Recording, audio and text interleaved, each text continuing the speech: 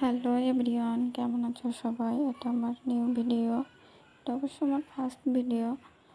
দেখো, সকালে উঠে ঘুম থেকে দেখি বৃষ্টি হচ্ছে, অনেক বৃষ্টি হচ্ছে। আমাদের তো এই পাশে বেশ রাস্তার দিকে বেশ ভালোই বৃষ্টি দেখা যাচ্ছে। এই পাশ থেকে আমি অবশ্য ভালো দেখতে পাচ্ছি না, তাই আমি এখন এ পাশে যাব। ওই পাশ থেকে বৃষ্টিটা এত ভালো বোঝা যাচ্ছিল না, পরে এই পাশে এসে দেখি আমার বারান্দার টেবিলে তো পানি জমে গেছে, বারান্দার নিচেও পানি জমে গেছে। দেখো নিচে কত বৃষ্টি হচ্ছে।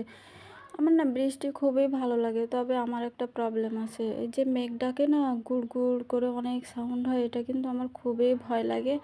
আর বৃষ্টি হলে আমার ঠান্ডা লাগবে, জ্বর আসবে। বৃষ্টিতে আমি কখনোই ভিজতে পারি না, কোনো দিনও ভিজি নাই, তারপরে আমার এমন হয়।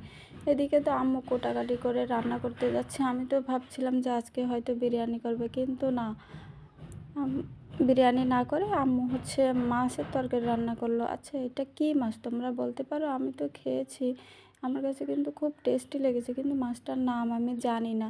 কি একটা নাম বললো, সেই নামটা আমার মনেই নাই। যাই হোক, মাছ ভুনা করছিল আর কি একটা ডিম যেন রান্না করছিল।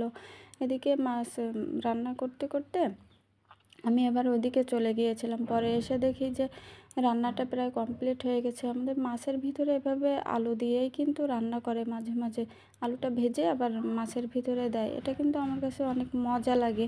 আবার আমি কি করি, যখন আলু ভাজি, ওই আলু ভাজি তুলে ওখান থেকে 1-2 পিস খাই। এটা আমার আবার একটা মানে ছোট থেকেই অভ্যাস যে আলু ভাজি করলেই তুলে নিয়ে খেতে হবে। এই দেখো সেই ডিম ভাজি, এটা কিন্তু মাছের ডিম ভাজি।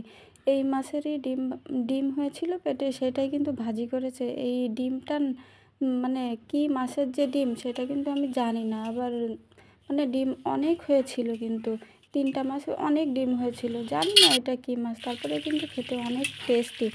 তারপরে দেখো, দাঁড়াও আমি তোমাদের দেখাচ্ছি যে মাছের মানে রান্নার পরে কেমন হয়েছে, কালারটা বা টেস্টি কেমন হয়েছে। রান্না করতে করতে শেষ হয়ে গেলে এই দেখো মাছের কালারটা কেমন। আর